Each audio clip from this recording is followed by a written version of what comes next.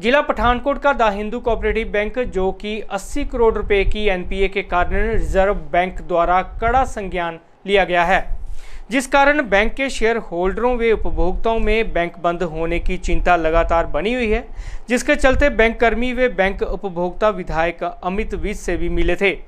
वहीं विधायक अमित विज द्वारा प्रेस वार्ता कर जानकारी दी गई है कि पंजाब सरकार ने बैंक की कमान अपने हाथों में ले ली है। उन्होंने कहा है कि हमारी प्राथमिकता शेयर होल्डरों व बैंक उपभोक्ताओं के पैसे उन तक पहुंचाने की है। वहीं बैंक डिफाल्टरों व जो भी बैंक अधिकारी जो इसमें लिप्त हैं पर कड़ा संज्ञान लिया जाएगा।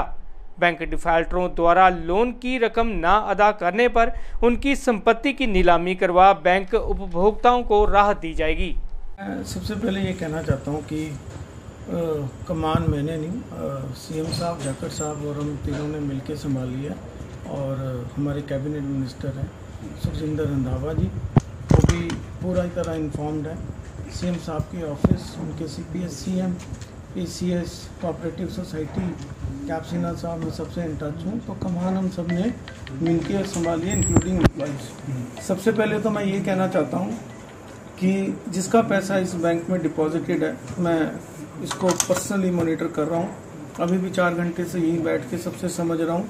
आप निश्चिंत हो जाए, आपका पैसा एकदम सेफ है। आरबीआई ने कंडीशन जरूर लगाई है, इरेगुलरिटीज़ की वजह से लगाई है, नॉन एक्शन की वजह से लगाई है।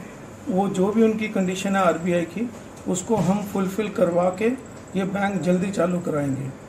सबसे पहली प्रायोरिटी ये है कि हमें 13,000 शेयर होल्डर हैं, 90,000 हमारे अकाउंट होल्डर हैं। टोटल अमाउंट 297 करोड़ है जो बैंक की सर्कुलेशन में है, और बैंक एम्प्लॉइज़ हैं। तो फर्स्ट प्रायोरिटी हमारी यही है। उसमें एनपीएस है। एनपीए का मतलब नॉन परफॉर्मिंग असेट और अकाउंट, वट एवर यू से, नॉन परफॉर्मिंग अकाउंट। हमारे लिए, गवर्नमेंट के लिए, जाखड़ साहब के लिए सिर्फ वो एनपीए है। उससे रिकवर करके हम इस बैंक को बचाएंगे। काफ़ी लॉज हैं, काफ़ी चीज़ें हैं जो हम गवर्नमेंट इस पर कर सकती है, चाहे वो आर्बिट्रेशन के थ्रू है, चाहे वो सरफेसी एक्ट के थ्रू है। जो एम्प्लॉइज़ ने और सब ने, हमने मिलकर ये डिस्कस किया है, तो मुझे लगता है कि सरफेसी एक्ट के थ्रू हम अगर प्रोसीड करें तो 80 करोड़ का प्रिंसिपल जो अमाउंट है और 30 करोड़ का उसके ऊपर इंटरेस्ट है, जो वो हम सरफेसी एक्ट को उसको यूज़ करके, जो हमारे यहाँ सीईओ हैं, उसको करके हम प्रॉपर्टी ऑप्शन में लगाकर पैसा रिकवर करके लोगों का पूरा पैसा बचाएंगे। एम्प्लॉइज़ का एक इशू है, 24 एम्प्लॉइज़ हम डेपुटेशन पे भेज रहे हैं और कुछ और भी करेंगे। मैंने सीपीएस सीएम साहब से बात करी है, कैप्सिना साहब से, और जाखड़ साहब को भी ब्रीफ किया है। तो अगले 5-6 दिन में हम इसको पूरा स्टडी करके जो हमारे सिटी के लेवल पे जो एक्शन होंगे उनको लेकर, उनको समझ के, फिर मैं गवर्नमेंट के लेवल पे एक मीटिंग करेंगे मिनिस्टर साहब के यहाँ। फिर उसके ऊपर बाद में जो गवर्नमेंट की भी सपोर्ट चाहिए होगी इस बैंक को बचाने के लिए, वो भी हम करेंगे। तो आज सारा दिन डीसी साहब भी लगे हुए हैं, एडीसी साहब भी लगे हुए हैं।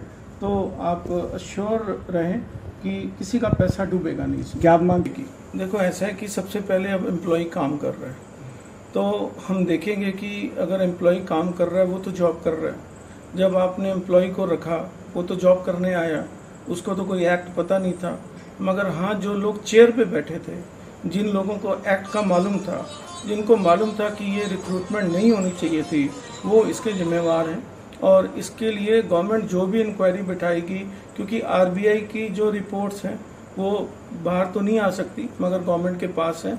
आरबीआई की जो भी फाइंडिंग्स हैं उसके ऊपर पूरा एक्शन लिया जाएगा। उनकी फाइंडिंग्स में आरबीआई की हर चीज़ आ जाती है कि किसने क्या किसी को फेवर किया, किसने किस चीज़ को लूज एंड छोड़ा, लीगली किया नहीं किया। और आरबीआई की फाइंडिंग्स के ऊपर, आरबीआई की कम्युनिकेशंस के ऊपर, अब डिपार्टमेंट की फाइंडिंग्स के ऊपर जो भी होगा, अगर किसी ने किसी की गलत प्रॉपर्टी भी रिकमेंड करी है, कोई ऐसी प्रॉपर्टी लेकर उसको लोन दे दिया, तो ये सारी चीज़ें आएंगी। उसका जो भी लीगल एक्शन होगा, government irrespective of any individual, government irrespective of any party, we will take the action.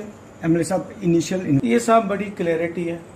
First priority is we have to save the bank, we have to save the account holder, we have to save the money. और government है, CM साहब, captain साहब की सरकार है, जाखड़ साहब बैठे हैं, मंत्री साहब हैं। हम एक चीज़ फिर एश्योर कर रहा हूँ कि बैंक को कुछ नहीं होगा।